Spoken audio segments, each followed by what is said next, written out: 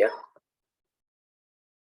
Jadi biasanya yang masuk dalam kategori ini adalah pesawat terbang dan juga helikopter, ya. Penilaian ini juga di kami beberapa kali melakukan model penilaian pesawat terbang, terutama untuk yang dari Kemenhub atau dari kemarin itu ada PT-DI dengan dari Indonesia, ya. Tapi kadang juga memang tidak untuk kemungkinan kalau kalian nanti penempatannya dipajak mungkin ke industri, ya. Kalau kami tidak sampai ke sana. Jadi itu lebih ke nanti pesawat terbang dan juga helikopter. Nah, untuk yang ini model penghapusan TNI pun sebenarnya nggak sampai ke nilai, ya, karena mereka biasanya untuk penghapusan pesawat TNI itu untuk dimuseumkan atau discrapkan, karena memang nggak mungkin dijual sebagai pesawat atau apa, ya. Nah, di sini kalau secara umum, ya, mungkin nggak akan sampai detail banget untuk kita nggak sampai membahas ke sana. Tapi kalau nggak bagian-bagian dari pesawat terbang itu seperti apa bisa dilihat di sini, ya, yang mungkin kalian pemirsa sudah pernah naik pesawat, ya. Apa ada yang nggak pernah naik pesawat? Belum. Saya juga baru naik pesawat setelah saya lulus STAN. Penempatan di Makassar, saya baru naik pesawat. Sebelumnya nggak tahu, ya. Nggak pernah. Saya ingat banget naik pesawatnya itu pertama kali naik Garuda, tiketnya 660-an lah, 660 ribuan dari Jakarta ke Makassar waktu itu, tahun 2002, tanggal berapa ya kemarin, lupa saya, 14 September atau Oktober saya lupa, ya, tahun 2002. Nah, itu pertama kali saya naik pesawat. Nah, ini kalau dilihat di sini, ya, bagian-bagiannya udah tahu, ya, mesinnya itu di mana sih, mesin pesawat di sayap sama bagian belakang biasanya gitu, ya. Ada yang di bagian belakang saja tergantung tipenya, tapi yang umum biasanya di sayapnya ada beberapa mesin, ada 2, ada 4, kadang pesawatnya gede ada 4, ya. Di situ ada untuk apa, bahan bakar juga biasanya letaknya di pesawat ini, di sayap ini. Di belakang biasanya ada mesin satu lagi, tapi kadang ada gen juga, enggak, saya kurang paham juga. Tapi juga ada biasanya ada mesin satu lagi di belakang, ya. Tergantung jenis pesawat dan ininya, desainnya seperti apa. Nah, kalau helikopter maka di sini mungkin yang tipe sederhana, ya, menggunakan satu blade, ya. Ada yang beberapa menggunakan beberapa blade, ya, tergantung ininya. Ada untuk yang ini sebagian belakang untuk mengatur belok-beloknya nih, ya. Jadi kalau dia akan mendorong ke kiri atau ke kanan atau ke kiri, dorong atau narik, ya. Kalau di sini blade-nya untuk merubah arah, ya. Jadi fungsinya ke sana. Nah, dokumen pesawat udara yang biasanya kita lihat itu pertama terkait dengan sertifikat pendaftaran, pasti punya ada ini, ada jenis nanti pendaftarannya di apa, ada pesawatnya kodenya apa tuh ada gitu. Bukan yang penerbangan, ya, bukan yang penerbangan yang GA 0 sekian, bukan, itu adalah penerbangan, slot penerbangannya, ya. Tapi di sertifikat pendaftaran dia terdaftarnya di mana nanti, ya. Misalnya ada catatan biasanya PK sekian atau sekian gitu ada. Ada sertifikat kelayak udaraan, ya. Jadi dia sertifikat untuk bisa terbang, ya. Untuk semua pesawat terbang yang komersil harusnya punya. Kalau kebisingan biasanya memang lebih ke nanti pengujian mesin, ya. Kalau dari baru itu ada memang, tapi dia akan diuji. Saya nggak tahu periodically, tapi yang jelas. Terus untuk operasi, spesifikasi operasi apa. Terus yang lainnya sebenarnya ada given yang penggunaan izin radio pesawat, asuransi ketika memang ada, sama logbook, ya. Ya, kemarin juga kita ketemu ketika kapal ada logbooknya, pesawat juga ada logbook untuk tahu jam terbang pesawat itu, ya. Nah, sebentar, izin.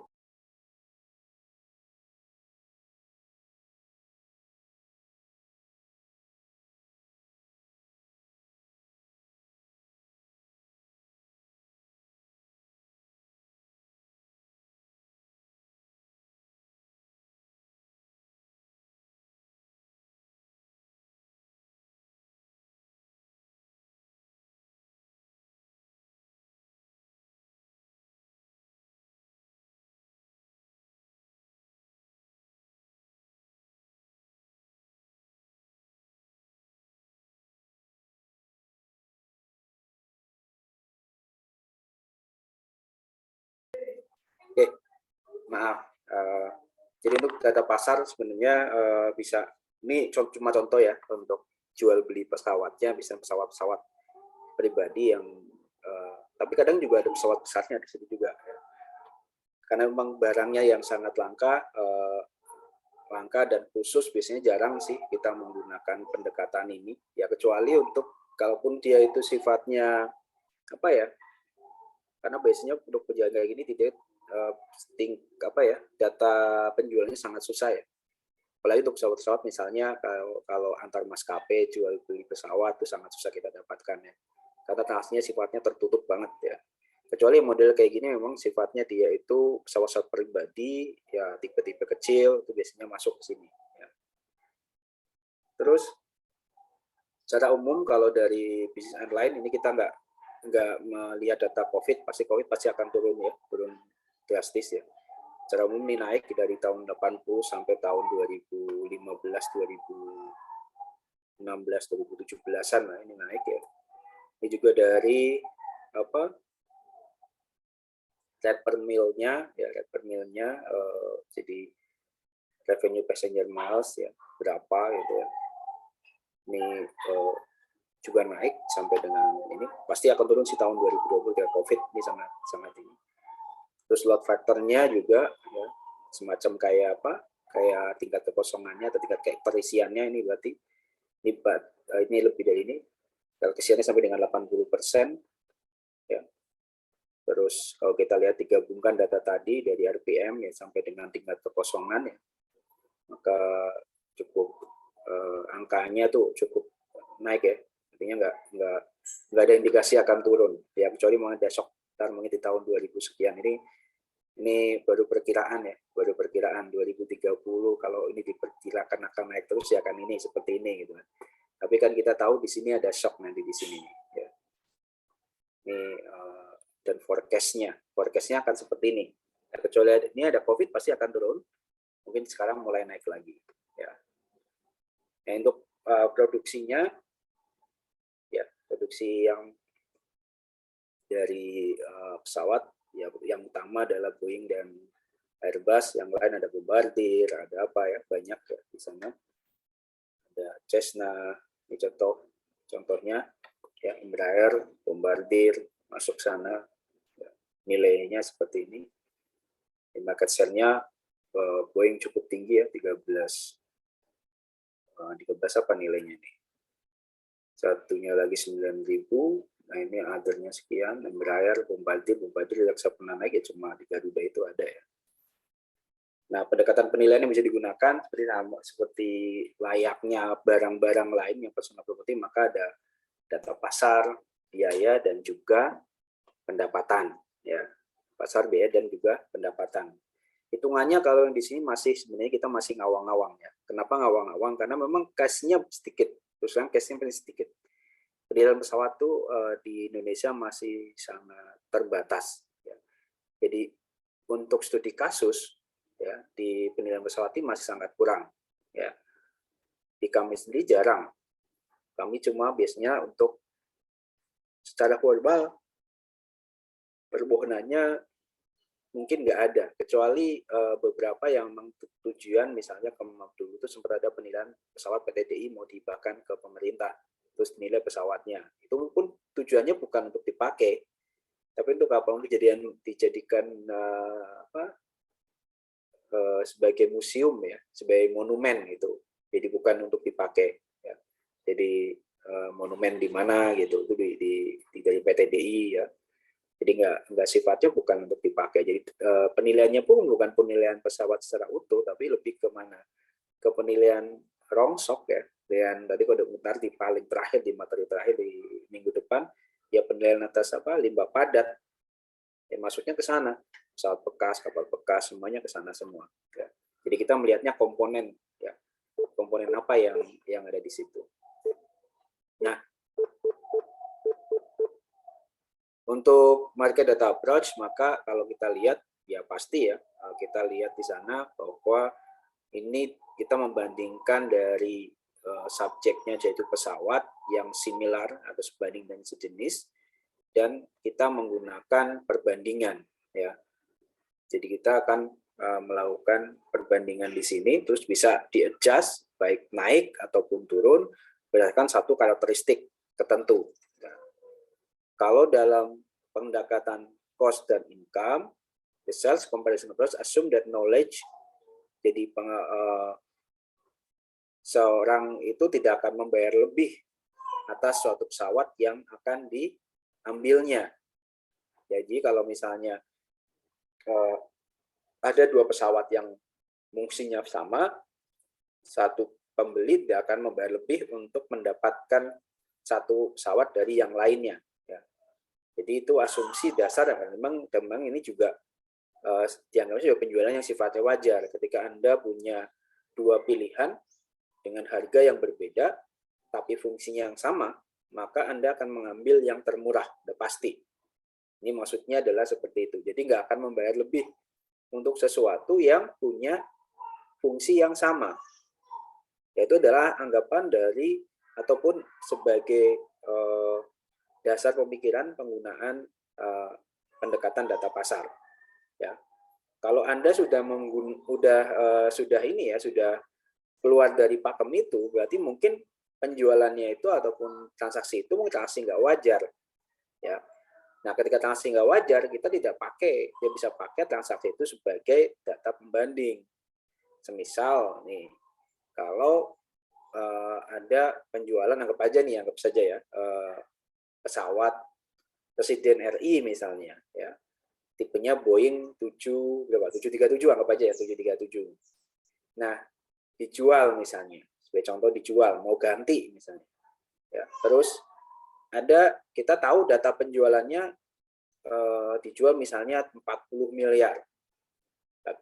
Pada rata-rata di pasaran dia cuma 30 miliar. Kita harus menyelidiki kenapa dia 40 miliar. Oh, yang beli ternyata orang Indonesia juga, karena dia nggak cuma melihat pesawatnya, tapi historinya. Coba kalau misalnya yang beli itu adalah orang luar, dia nggak peduli itu mantan presiden, pesawatnya siapa, nggak peduli. Maka di sini yang dianggap bahwa transaksi tadi itu tidak bisa dipakai sebagai data pembanding. Itu asumsinya. Karena semua transaksinya dianggap dia itu transaksi yang wajar dulu, baru bisa dijadikan data pembanding. Informasinya itu cukup dan sebagainya. Ya. Nah, memang kita itu nanti sering di pasar ketemu data-data yang model kayak gini. Ya, kasusnya nggak cuma terkait penjualan pesawat, tapi rumah dan sebagainya. Sebagai contoh, ya. Kalau misalnya kalian menemukan satu transaksi di mana ada satu tetangga kalian membeli rumah di sebelahnya, ya, ada beberapa kemungkinan yang terjadi. Bisa aja itu akan lebih mahal. Kenapa lebih mahal? Karena dia yang membeli punya kepentingan biar nempel dengan rumahnya yang sekarang. Ya, artinya dia itu ya dia tangga nawarin, saya beli aja karena ini memang nempel sama rumah saya. Atau malah yang kedua, bisa aja lebih murah. Karena apa? Ya karena daripada yang menjual berpikiran, nah daripada saya bingung nyari kemana-mana, ini tetangga saya, di orang baik segala macam, ya udahlah, nggak usah tawar-menawar, langsung aja kasih harga dasar saya, langsung jebret gitu, kena. Nah itu yang dibilang transaksi-transaksi yang sifatnya khusus. Jadi kita bisa mengindikasikan beberapa transaksi, oh ini kayaknya kita nggak bisa pakai, ini bisa dipakai. Ya. Kenapa kemarin beberapa, kalau dari teman-teman, saya nggak tahu teman di sini atau bukan di residensial ya kalau nggak salah, bisa dipakai nggak data seperti ini gitu, model tetangga saya? Ya bisa sebenarnya. Secara umum saya bilang bisa, tapi coba ada transaksi khusus nggak di sana? Itu bisa mengidentifikasi transaksi khusus tadi. Karena memang dasarnya tadi bahwa ada transaksi yang bisa dipakai adalah ketika dia terlepas dari adanya kepentingan. Terus dia itu transaksinya wajar salah satunya ini. Jadi sama-sama ketika ada dua barang yang punya fungsi yang sama, ya, harganya pasti relatif sama. Ketika datanya cukup besar di sana, perbedaannya pasti ada sesuatu. Nah, kita menyelidiki tadi kalau memang ada sesuatu. Ya memang penilai harus kayak gitu, kayak detektif ya. Detektif nggak bisa kita langsung mentah-mentah dipakai datanya. Ya contoh kayak soal kemarin, timid, semuanya salah, kenapa? Karena dipikir langsung mentah-mentah. ya. Walaupun misalnya dosen lain menganggap bahwa oh boleh aja, yang penting saya hitungannya, enggak. Kalau saya enggak. Kalau saya wajar apa enggak Anda menilai seperti itu. Ya. Karena ketemu data itu enggak langsung kita konsum, enggak kayak gitu. Kenapa kemarin juga kayaknya semuanya salah, hampir semuanya salah. Ada beberapa sih yang benar gitu hitung yang tingkat kenaikan harga itu. Dan padahal udah saya ingetin ya, sudah ingetin. Jangan terima mentah-mentah ketika data seperti itu. Jangan dianggap sebagai tingkat inflasi sampai 26%, 30%. Itu negerinya udah bobrok kalau kayak gitu tuh. Udah chaos ya. Karena transaksi sama inflasi sampai berapa digit di konteks kenegaraan itu sampai 2 digit berturut-turut aja itu udah bahaya ya, bahaya perekonomian. Bagi sampai 30%, sekarang akan naik terus. Nah, kalian bisa lihat pelajarannya sebenarnya. Ya tetap saya berikan nilai, cuma ya sewajarnya aja karena cuma untuk ngitung ya. Tapi sebenarnya kalaupun saya mau salahkan bisa aja salahkan ya. Karena saya udah ingatkan. Jadi memang proses pencarian data nggak segampang itu. Kecuali di soal memang sudah given ya. Kalau kita bicara cuma untuk soal sih given nanti. Ya, given udah soal ini kita udah kasih tingkat kapitalisasi, kita udah kasih ini gitu. Maka simpel ya, maka simpel. Nah, sekarang seandainya nanti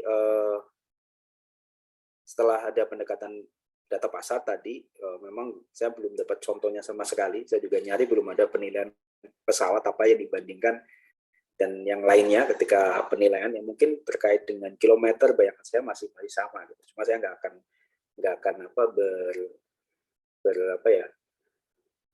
spekulasi ini yang akan dibandingkan gitu, karena sampai saat ini belum dapat. Saya karena juga cari info lagi, ada nggak ya membandingkan pesawat ini gitu. Hanya cuma di tataran teori ada, tapi realnya saya belum dapat menemukan kertas kerjanya ya.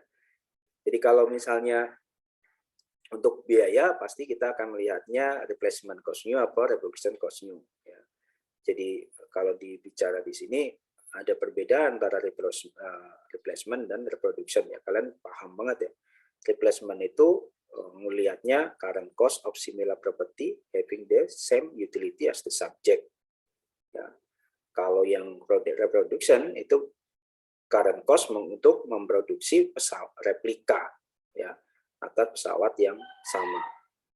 Nah, untuk sebagian besar penilaian menggunakan replacement itu lebih ekonomikal daripada reproducing identical asset ya, karena memang bisa aja kalau rilisnya identical asset jadinya susah karena partnya mungkin karena udah lama susah nyarinya.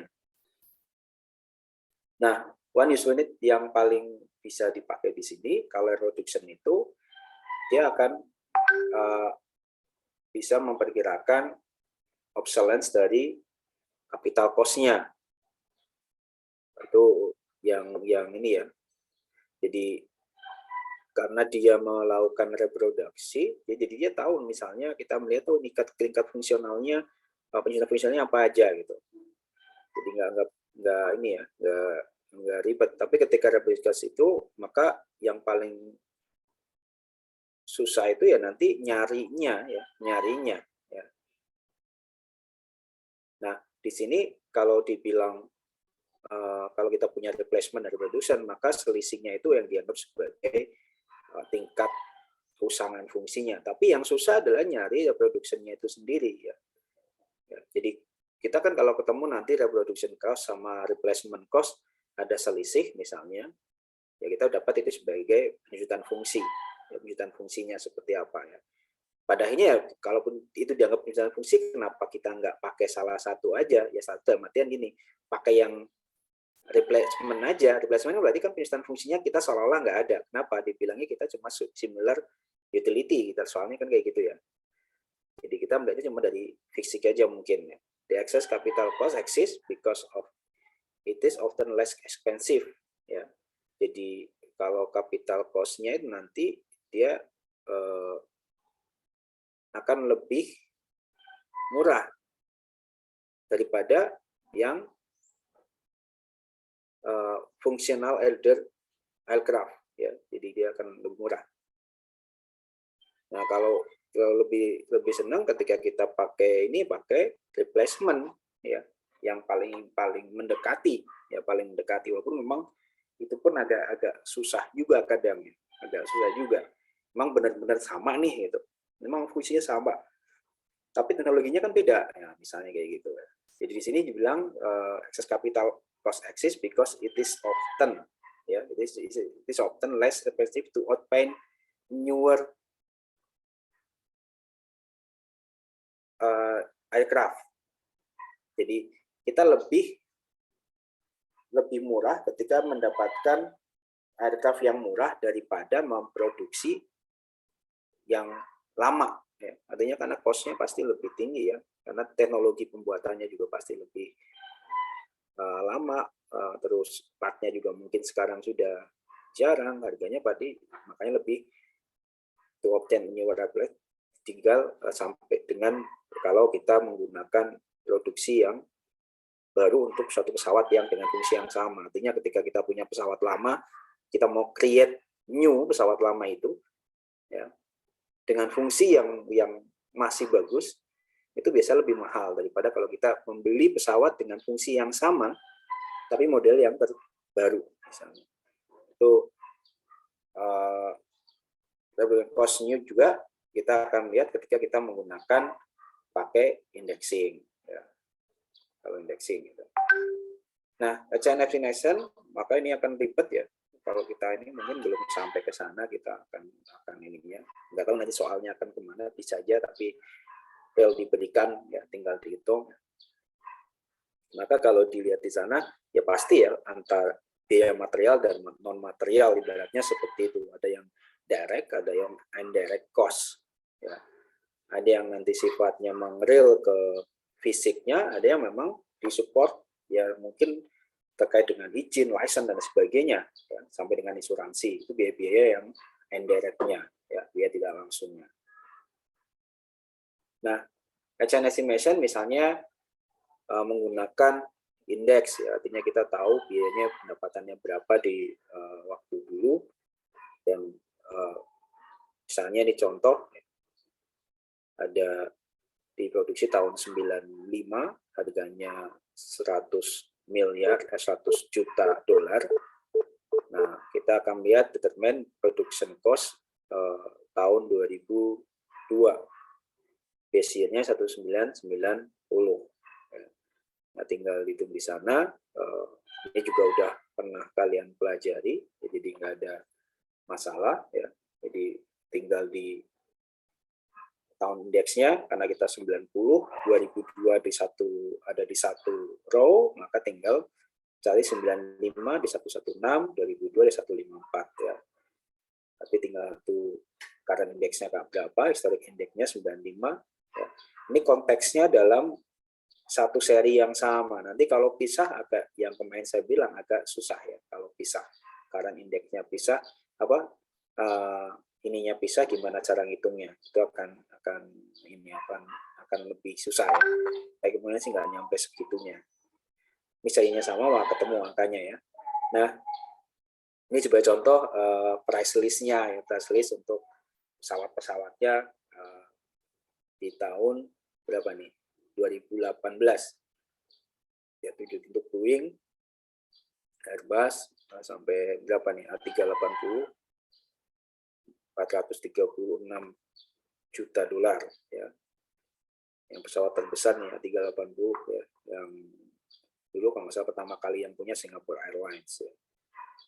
Nah, dan paling sering dipakai adalah di sini adalah income approach ya. Approach dia paling gampang itu adalah dia ada apa? Value-nya itu dari income-nya per tahun dibagi dengan capitalization rate. Tapi ada juga yang menggunakan discounted cash flow. Ya. Jadi macam-macam di sini. Tapi kalau yang paling fix adalah income dibagi capitalization rate. Asumsinya apa ketika income dibagi capitalization rate? Asumsinya adalah pendapatan per tahunnya itu sama, waktunya sampai tak terhingga. Ya. Jadi kalian kalau dapat soal misalnya pendapatan 20 miliar per tahun untuk waktu tak terhingga. Nah, itu adalah kata kunci untuk menggunakan direct capitalization. Ya. Ini dari capitalization. Tapi kalau kalian mendapatkan soal dia masih punya waktu 15 tahun gitu, terus di tahun ke-15 atau tahun ke-10 atau apa dia akan ada terminasi, maka kita tidak bisa menggunakan yang namanya direct capitalization. Nah, ini sebagai contoh bahwa menggunakan income approach, misalnya ada contoh di sini, pendapatannya per tahun itu adalah $200.000 sampai dengan tahap hingga, diskon rate-nya ada 20, maka value-nya adalah 1 juta. Nah, satunya lagi dia menggunakan income approach juga, tapi dia ada di sini ya. Dari sini lihatnya dia pakai interest rate, sebenarnya kapitalisasinya dari interest rate itu sendiri. Tapi dia interest rate, terus pada waktu tahun ke-15 dia akan dijual pesawatnya senilai 100.000. Ya. Maka dia akan punya nilai tinggal di present value kan. Nah, sekarang pertanyaan saya untuk soal nomor 12.6, seandainya, nah saya coba bisa nggak annotate nih. Karena saya biasanya annotate-nya saya nggak bisa ini apa, nggak bisa. Ini saya tidak salah. Seandainya saya hapus yang ini, fakta ini saya hapus, ya. Terus saya teksnya saya nggak bisa nih, teksnya kenapa ya? Teksnya saya nggak bisa juga. Seandainya saya hapus di sini, cuma saya kasih data lagi bahwa setelah 15 tahun pendapatan pesawat itu berkurang 50%. Ya. Berkurang 50% dan diketahui bahwa diskon rate-nya adalah sebesar 10%. Ya. Saya ulangi. Saya coret ini, operatornya sel di sini, tapi saya tambahin setelah tahun 15, setelah tahun ke-15, berarti tahun ke-16, 17, 18, sampai tak terhingga, pendapatan pesawat ini berkurang 50% dan mempunyai tingkat diskonto 10%, maka berapa nilai pesawat itu? Ada yang mencatat? Saya catat di ini ya, nanti kalian bisa mengerjakan itu. Ya, saya catat di Zoom-nya. Setelah 15 tahun pendapatan menjadi 50% atau berkurang 50%, berkurang atau menjadi karena 50% berarti sama ya, berkurang 50% karena sama-sama 50%, berkurang 50% dan tingkat diskonto adalah, pada diskonto saya bilang, dan tingkat kapitalisasi dari kalian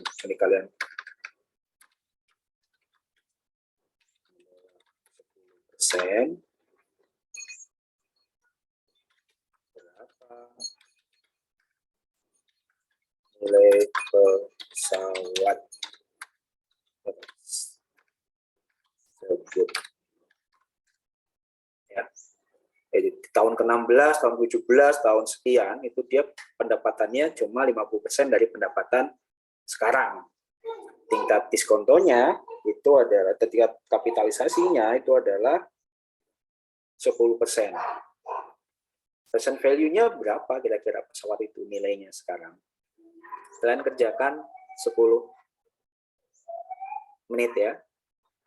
Silakan, kalau ada asumsi lain yang perlu kalian masukkan, silakan nanti di 10 menit, berarti di 8.52 nanti ada yang present terkait dengan soal tadi. Ya, silakan. 10 menit.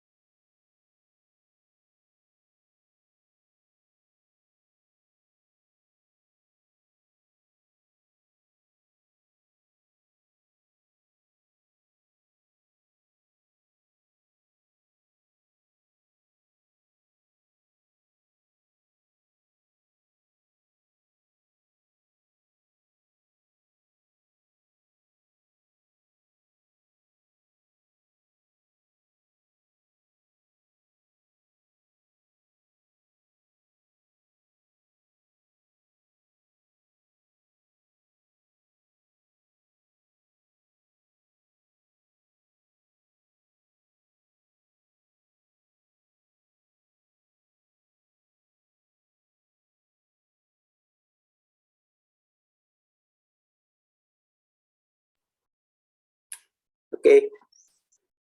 Ya, yang udah selesai, coba kita diskusi.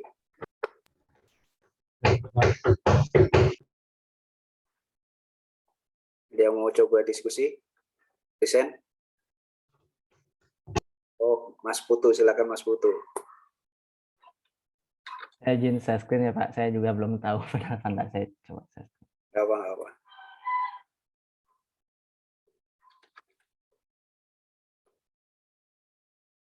Jadi segini Pak, tadi kan informasi di soal itu NOI-nya 250.000, tapi mungkin dolar atau apa.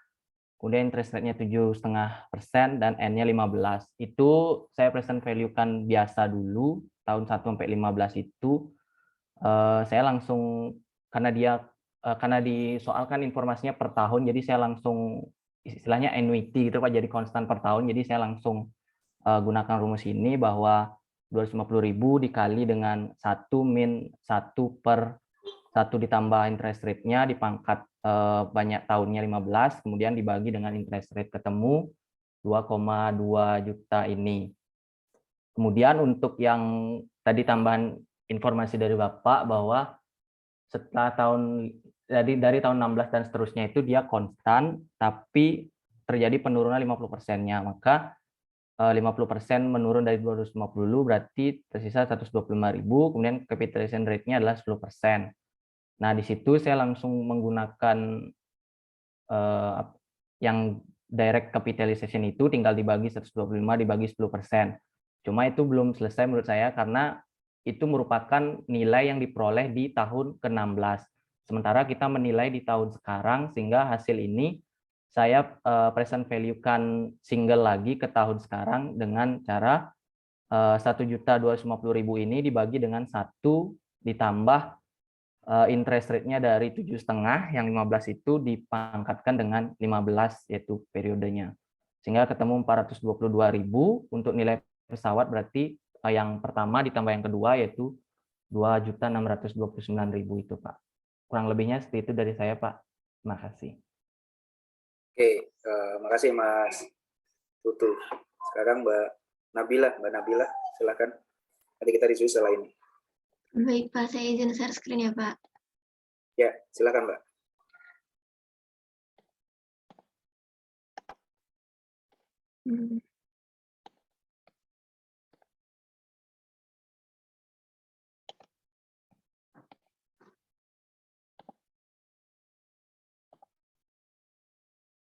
Apa sudah terlihat Pak? Masih belum. Bentar mungkin. Tunggu dulu.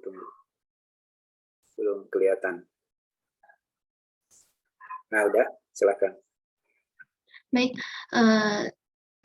kalau misalkan saya mungkin hasilnya nggak terlalu jauh ya sama Radit, tapi di sini saya mencoba dibuat dalam bentuk tabel seperti itu agar lebih mudah menurut saya. Kemudian di sini tadi diketahui bahwa NOI-nya itu 250.000 sampai dengan tahun 15, kemudian dari tahun 16 sampai seterusnya itu 50%-nya, yaitu sebesar 125.000 dolar. Kemudian di sini saya terminal value-kan di tahun ke-16 karena itu kan selamanya gitu. Jadi ini dibagi tingkat kapitalisasinya. Kemudian dicari NOI per tahun, saya tentukan diskon faktornya menggunakan rumus ini, menggunakan diskon rate yang diketahui sebesar 7,5%.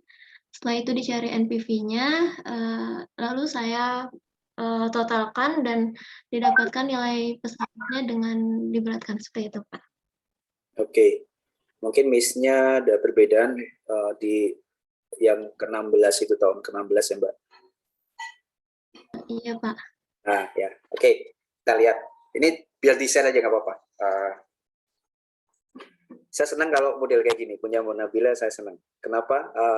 Step by step-nya kelihatan ya. Step by step-nya kelihatan. Bukan berarti bahwa punya Mas Putu juga jelek, bisa juga. Karena dia kalau Mas Putu bisa langsung hitung kalau dia sifatnya anuitas yang sifatnya fix itu bisa pakai rumus tertentu juga gitu. Jadi nggak masalah gitu. Jadi cuma menyajikannya seperti apa aja gitu. Kalau di sini kelihatan juga tiap tahun kita lihat, kalau enaknya di sini kita melihat bahwa tiap tahun kalau kita tarik nilainya ke sekarang ya, itu akan turun dari yang tahun pertama yang 232 terus 216 dan sebagainya sampai tahun ke ini, kita berarti berdirinya seolah di tahun ke-0 ya. Kita seolah berdiri di tahun ke-0. Kalau dalam asumsi ini ya, nggak masalah gitu. Karena kan bukan tahun ke-1 tapi kita berdiri di tahun ke-0. Besok saya terima pendapatan.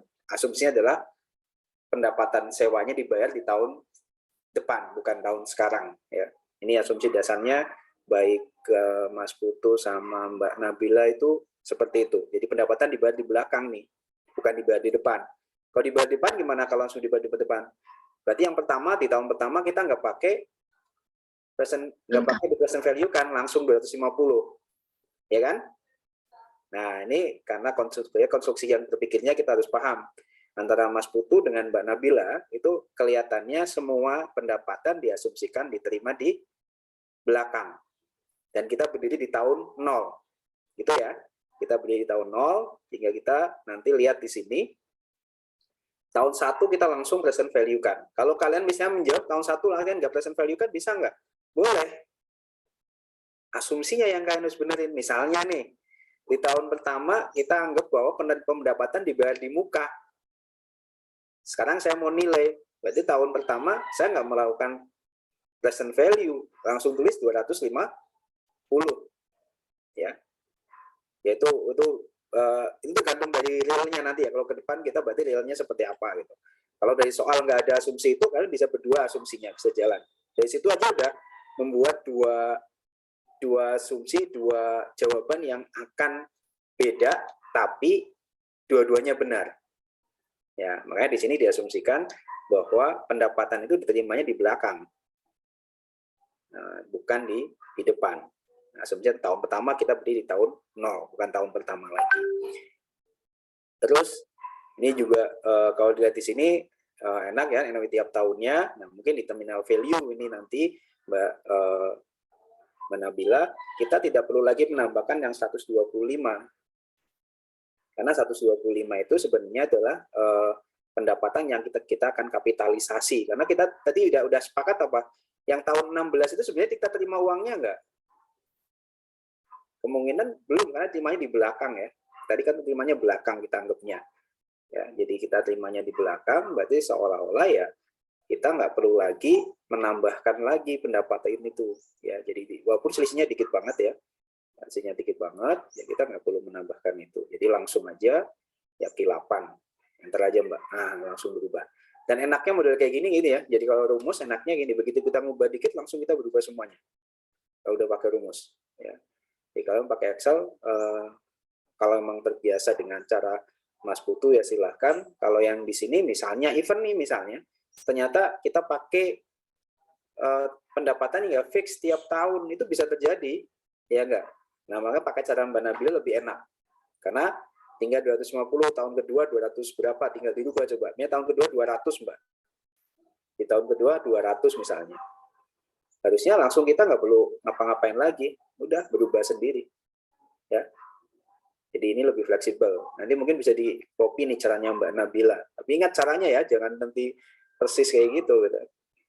Nah, kalau ini konteks ini juga enaknya gimana? Kalau misalnya kita pakai nanti pada akhirnya kita pakai discounted cash flow. Di sini ada NOI-nya nanti itu adalah di atasnya itu sifatnya pendapatan dan juga biaya. Sehingga nanti nomor 7 adalah NOI-nya.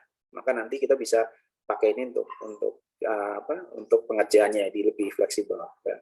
Di dua-duanya saya pikir juga cukup bagus, Pak Mas Putu, Mbak Nabila.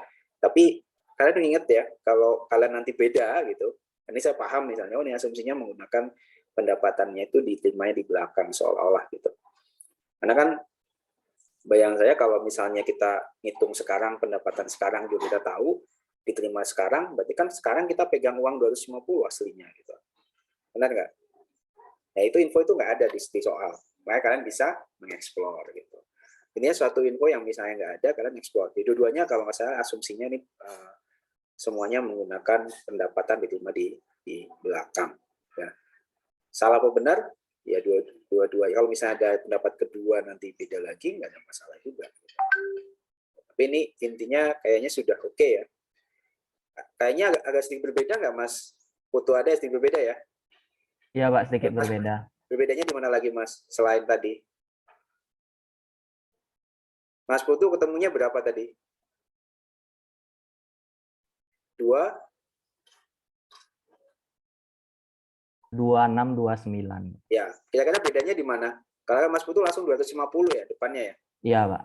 Ya, itu berbeda. Jadi asumsinya kalau Mas Putu di depan berarti ya, penerimaan di depan ya. Yang kalau Mbak Nabila di belakang. Jadi tahun 15 nanti tinggal dilihat lagi rumus-rumusnya seperti apa. Mungkin ini yang membedakan. Tapi kalau dua-duanya saya nilai misalnya dengan asumsi yang tadi, harusnya benar walaupun angkanya beda. Saya akan membuat itu benar semua, dua-duanya. Ya. Dan jangan lupa nilai pesawatnya dibulatkan. Ya silakan bulatnya ada yang ribuan, ada yang ya ini masih ribuan aja masih cukup lah. Ya, tapi kalau angka yang trivial di belakangnya kita harus bulatkan. Mungkin itu ada yang lain menanyakan ini sederhana banget ya. Di soal juga mungkin akan ketemu seperti ini aja nanti. Paling banter kayak gitu aja. Paling banter ya soalnya paling terkait dengan indexing kalian udah belajar ya. Saya ingatkan lagi, kalau ketemu data nggak wajar, kalian lihat dulu. Kalau ketemu data nggak wajar, kalian lihat dulu. Jangan langsung dikerjakan. Nanti hasilnya nggak maksimal. Gitu. Tapi kalau cuma untuk dapat nilai B, ya bisa. Gitu. Ya, nambah nilai B bisa. Gitu. Jadi selama kalian ngerjain itu, nggak ada masalah. Karena saya nggak bisa menilai, kalau udah kayak gini nggak bisa menilai kecurangan dan sebagainya. Saya lebih ya udah saya berprasangka baik ya, prasangka baik ini ngerjain sendiri semua. Nanti kalau lebih lengkap ya baru saya tambahin. Nah, lebih di kelengkapannya tadi. Kalau jawab kayak gini gimana? Kalau yang misalnya nih, ini jawabnya soalnya Mbak Nabila kayak gini misalnya. Saya kira-kira dapetin ngasih berapa nilainya nih? Ini baru 85. Mbak Nabila kayak gini Mbak 85, Mas Putu kayak gitu masih 85 buat saya. Karena tadi asumsinya nggak jelas, belum ada. Ya, asumsinya apa sih? Ya, kita nggak bisa membenarkan ini sebelum ada asumsi. Kalau asumsi bisa sampai saya kasih berapa? Kalau rapi benar kayak gini ya kita bisa kasih 95 bahkan 100 ya nggak takut memberikan itu. Tapi kalau kayak gini maksimal saya berikan paling 85. Ya, paling 85, nggak nyampe 86. Kalian A plus yang poin 4 kan 86. Ya, kalau mau ini tambahin detail yang lain. Asumsi apa yang kalian pakai? Kenapa kalian ngitung seperti ini? Kalau kayak ini kan cuma Excel aja yang misalnya saya minta sama Mbak Nabila, saya mau minta Excel-nya. Ya udah, saya ubah judulnya segala macam, Pak Heri nggak kenalin gitu kan. Saya nggak kenalin. Jadi ya tapi saya kan prasangka baik, makanya saya kasih ya antara 80, 85 kayak gini. Ya. Jadi walaupun benar sampai angka-angkanya. Saya biasanya nggak sampai nguji angka ini berapa, tapi di sini ketahuan, saya udah ketahuan di sini di poin mana nih? Di poinnya yang 23 yang di kolom B, ini pasti tadi dia langsung dikapitalisasi, ini di tahun 0, nah itu kan langsung ketahuan sebenarnya. Itu aja. Kalau tadi Mas Putu kalau nggak salah di sini 400-an di kolom 16 di Q ya. Mbak Nabila 300-an, itu cuma selisihnya di situ-situ aja, nggak terlalu besar ya. Nah itu ya tadi, yang benar yang mana? Yang benar yang kalau di lapangan ya, yang benar yang sesuai data di lapangan. Ya benar ya, dua-duanya benar. Karena kan tadi yang bilang asumsi pendapatan terima di depan sama di belakang, kita berasumsi. Tapi kalau di lapangan kan bukan asumsi lagi, benar nggak? Di lapangan apakah itu asumsi pendapatan diterima depan, pendapatan diterima belakang? Ya bukan asumsi, karena kita pasti nyari tahu datanya. Kalian sewanya bayar belakang apa bayar depan? Oh di belakang Pak, oh dibayar di belakang. Jadi kalau kita nyewain sekarang, uangnya akan terima kapan? Tahun depan. Tahun depan kalau kita tarik tahun sekarang karena penilaian sekarang, saya present value kan. Nah beda kalau Pak Mas Putu, misalnya datanya, oh langsung diterima di awal pada waktu tanda tangan, itu sewa BMN misalnya. Kalau sewa BMN itu, bayarnya di depan memang. Oh Pak, kami langsung terima kok tahun sekarang kami tanda tangan kontrak, saya terima sekarang. Oh berarti yang pendapatan sekarang yang 250 itu diterima Pak, ya udah di rekening kami. Oh ya udah, nggak perlu saya present value kan gitu. Makanya dua-duanya itu bisa benar. Makanya asumsi itu bukan asumsi ngawur. Ya, bukan asumsi ngawur. Dalam artian gini, harusnya ada memang di luar tuh ada data itu. Cuma kebetulan di soal ini nggak ada. Gitu. Soal ini nggak ada. Asumsinya di depan atau di belakang. Itu efeknya ada di sana. Ya, jadi kalian di dalam konteks ini harus berhati-hati. Ya kalau cuma kayak gini dapat 8, kalau sudah cukup dapat 85 ya udah cukup kayak gini aja. Ya. Amin ya dapatnya, amin ya.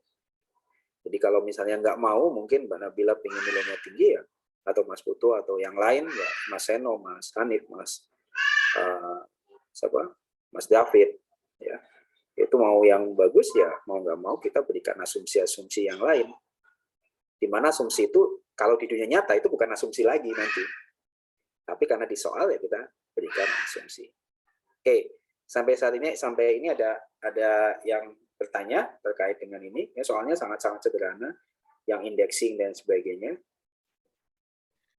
Izin tanya, Pak. Nabila dulu deh. Siapa yang nanya? Nabila dulu, Pak. boleh Pak. Oh, Nabila, silakan. Jadi yang kata Bapak tadi asumsi yang ditambahkan itu kayak misal pendapatannya di awal atau di akhir seperti itu ya Pak? Iya, karena kan tadi dari 2 jam dari Mas Putu dan Mbak Nabila beda loh. Nah, kalau saya ditanya sama ini yang benar yang mana? Kalau saya membenarkan salah satu, ya saya nggak adil, nggak fair. Kenapa? Ya tadi dua-duanya sebenarnya Mbak Nabila pasti punya apa ya? Punya argumen kenapa saya itu men-NPV-kan di tahun 1. Mas Putu juga kalau saya nanya, Mas Putu kenapa yang tahun 1 Anda nggak melakukan present value? Nggak present value kan? Pasti juga bisa defend. Loh, saya itu Pak, itu tahu pendapatan diterima di tahun itu juga kok. Masa saya present value kan? Nah, cuma kebetulan dua-duanya nggak dicatat. Nah, mungkin di otak bawah sadarnya ada itu. Oh, kenapa saya nggak present value kan? Tapi kan saya dosen nggak tahu gitu kan. Kalau jawabannya ini, kalau misalnya salah, saya bilang bisa salah semua. Tapi nggak mungkin akan benar semua tanpa tadi. Saatnya benar semua gimana? Kasih asumsi. Ya, kasih asumsi. Kalau dibilang ini salah semua ya bisa itu nggak salah semua. Cuma pasti saya bisa menebak. Oh, kayaknya kalau kayak Mbak Nabila itu dia menghitung ini. Saya nggak akan menyalahkan. Tapi kalau mau dilengkapi lagi, ya nilainya akan lebih bagus karena nggak. Kita ingat ya, kita memberikan ini kan kepada orang awam seolah-olah. Pada orang awam ketika membuat soal itu bukan soal Anda itu bilang, oh Pak Heri udah tahu nih, gitu. Enggak. Anggap aja saya nggak tahu. Ya. Dan tadi ketika saya tahu, Anda nggak menyatakan, ya berarti pengurangan nilai Anda. Tapi nggak sampai drastis ya. Masa udah kayak gini saya kasih nilai 70, ya nggak fair juga gitu. Coba mengerjakan kayak gini saya kasih nilai 70 ya nggak fair. Ya pantasnya memang udah bagus, cuma memang ada miss-nya gitu. Itulah bedanya 85 sama 86 gitu.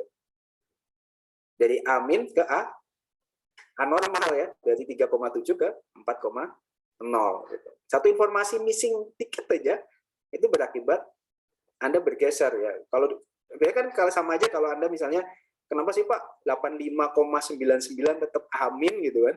Sementara saya 6,01 saya A gitu kan. Kan kasihan yang 85,99 ya. Kalau dari segi kasihan ya kasihan juga ya.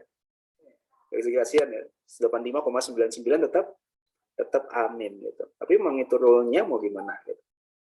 Jadi seperti itu Mbak Nabila. Silakan yang lain. Terima kasih. Kalau saya bertanya di ini Pak, Silakan.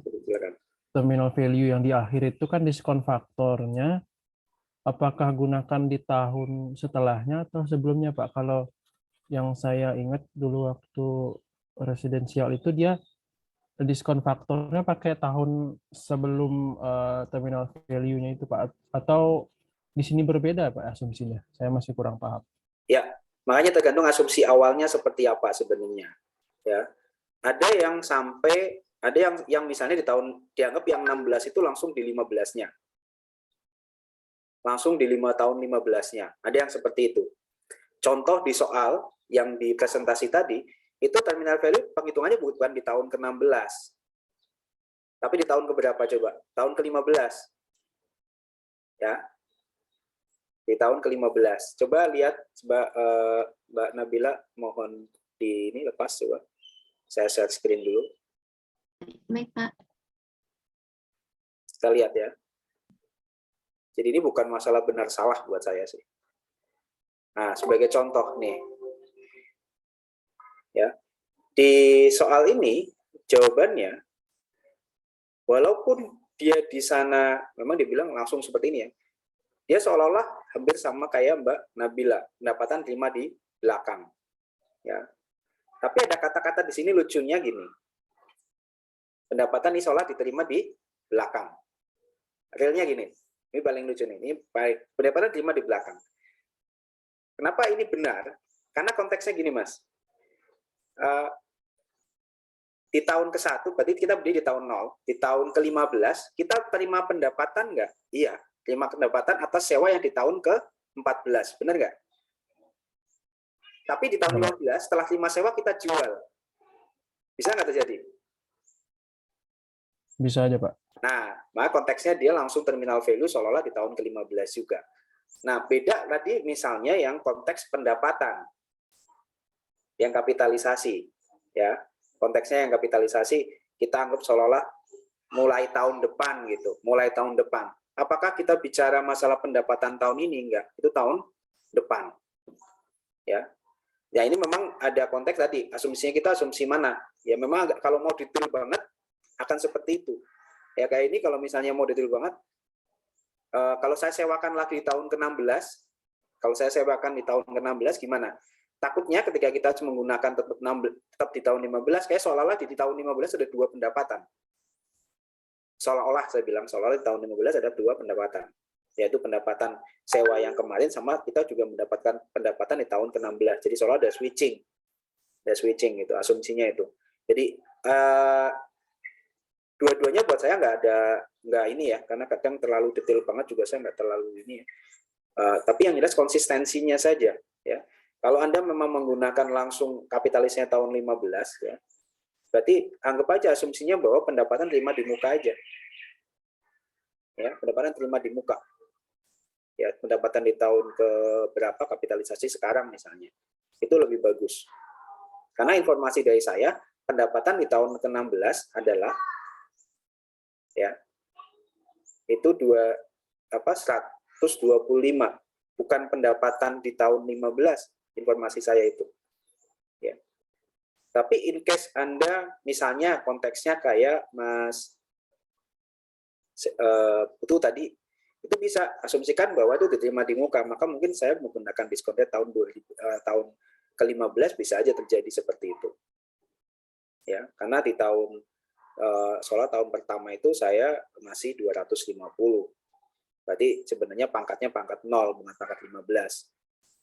Ya, karena Mas Bu tadi 250 nggak dipangkatin, nggak ada pembagian present value-nya, langsung 250 ada present value sendiri gitu.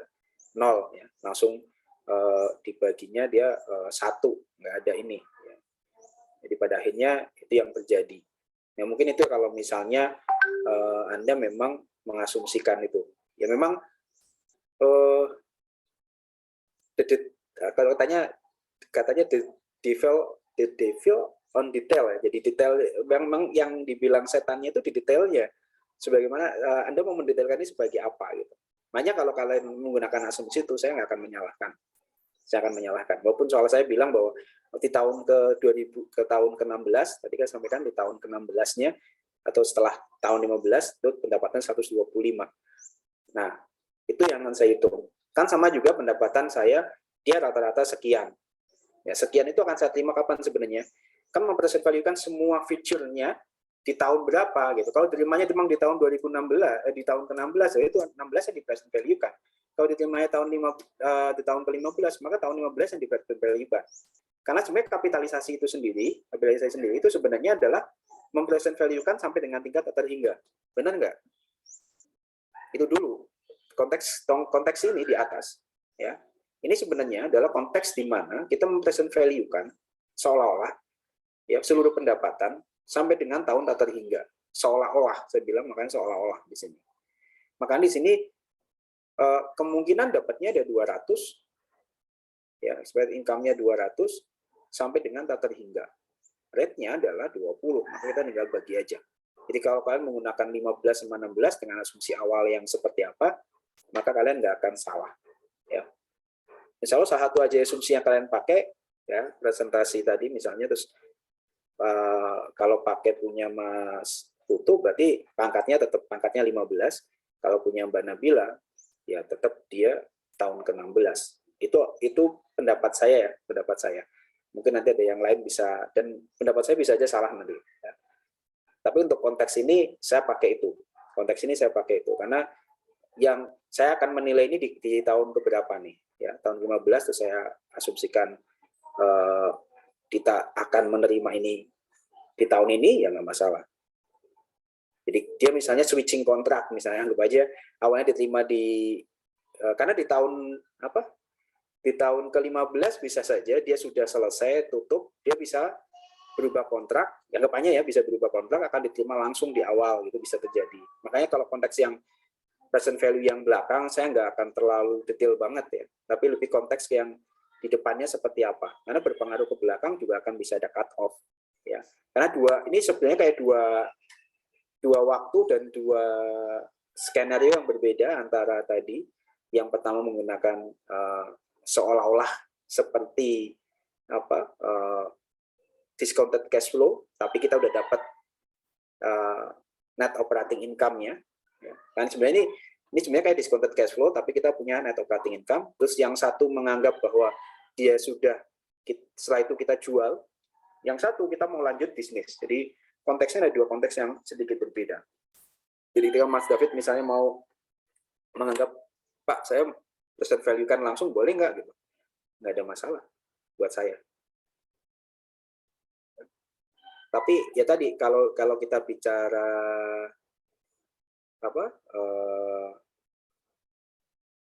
logiknya kalau kita memang semuanya diterima di belakang ya tahun ke-16. Tapi kalau misalnya bisa kita tarik pada waktu tahun ke-15 kontraknya berbeda lagi, yang 125.000 kita anggap itu semuanya terima di depan, ya maka bisa aja pakai ini.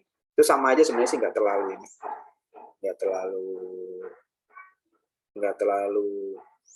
ribet. Sama aja kalau misalnya ini, sama aja kalau pendapatan yang 200.000 ini sebenarnya diterima depan, diterima belakang. Nah, kita nggak perlu kalau di sini.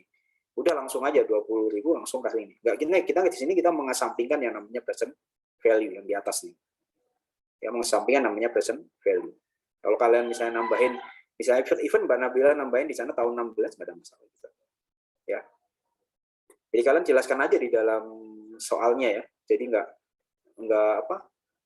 Seperti saya sampaikan, soal ini sangat-sangat terbuka untuk kalian untuk kalian kritisi, untuk kalian bikin asumsi yang kira-kira kalau dunia nyata sebenarnya data ini ada, cuma di soal ini nggak ada. Gitu Mbak, Mas, ada lagi? Baik, terima kasih Pak. Ya. Kalau tadi berarti bisa confirm kalau di properti berarti langsung tetap ke 15 ya Mas ya? Iya Pak, dulu saya diajarinnya gitu sih Pak. Oke. Itu pun nggak apa-apa. Itu pun nggak apa-apa. Berarti memang ada soal asumsinya langsung ini. Soalnya itu diperlakukan seperti terminal value. Ya, bukan sebagai bisnis yang continuity. Kalau dari bisnis continuity, ya masa kita double penerimaan di tahun yang sama gitu. Benar nggak? Tapi kalau kalian berasumsi nggak masalah. Nggak salah kok Mas David, nggak salah. Saya nggak suka menyalahkan pendapat yang lain sepanjang itu masih masuk akal buat saya. Oke, ada pertanyaan lain? Nggak ada. Hari ini kita nggak kuis dulu ya, nggak apa-apa ya. Atau malah pengen kuis biar nilainya ini. Nggak apa-apa Pak. Alhamdulillah Pak. Ya kalau yakin nilainya kemarin bagus nggak apa-apa, tapi kalau enggak kan kalian sebenarnya yang rugi sebenarnya nggak kuis. Takutnya waktunya nggak cukup aja, takutnya waktunya nggak cukup. Kita selesai jam 10 ding ya, masih bisa sebenarnya. Gimana? Kalian mau kuis enggak nih? Saya tawarkan. Gimana? Kuis saja Pak. Kuis saja, oke. Ini memperbaiki nilai, kita memperbaiki nilai, nggak apa-apa. Saya cukup terbuka. Nilai masih belum keluar ya? Belum Pak. Belum Pak. Oh ya udah. Ya insya Allah nilainya bagus semua kok. Kecuali yang enggak. Nah, saya coba kita kuis lagi. Ini perbaikan nilai. Karena akurasi kalian turun. Heran saya. Kenapa akurasi kalian turun? Padahal sebelumnya kemarin udah sampai 40. Kemarin terakhir kok 33. Saya bukan dosen yang mengharapkan ini loh, nilai kalian jelek loh. Saya dosen yang mengharapkan nilai kalian itu bagus. Ini saya belum tambah soal ya. Saya belum tambah soal. Waktunya sama 5 menit. Ya, saya nggak nambah soal sama sekali. Soal yang sama. Minggu depan saya tambah soal kayaknya untuk pelatihan yang sekalian finalnya. Saya ngambil soal dari tahun lalu. Kalau kalian punya soal tahun lalu, pelajarin. Ya.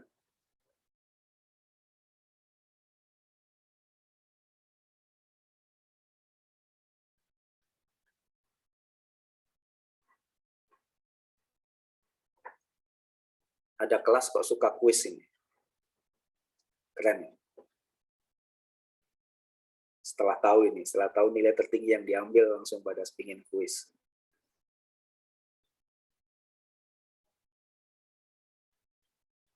Pada ini, saya udah ganti provider, tapi saya tetap lambat banget ya. Nggak tahu kenapa, saya bingung.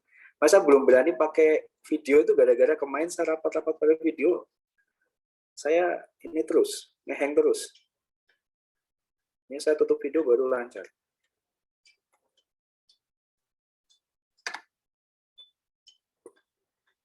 Silakan kalau mau join.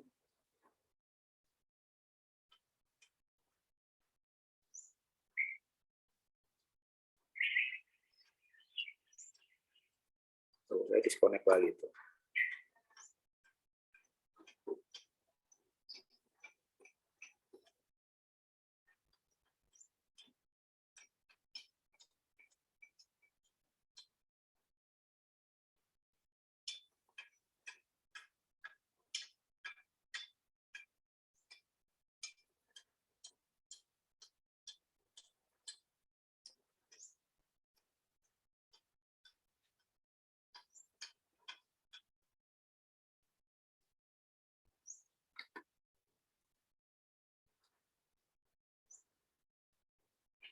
Izin Pak, kalau mau ke toilet dulu masih boleh nggak Pak? Masih. Kan. Baik Pak.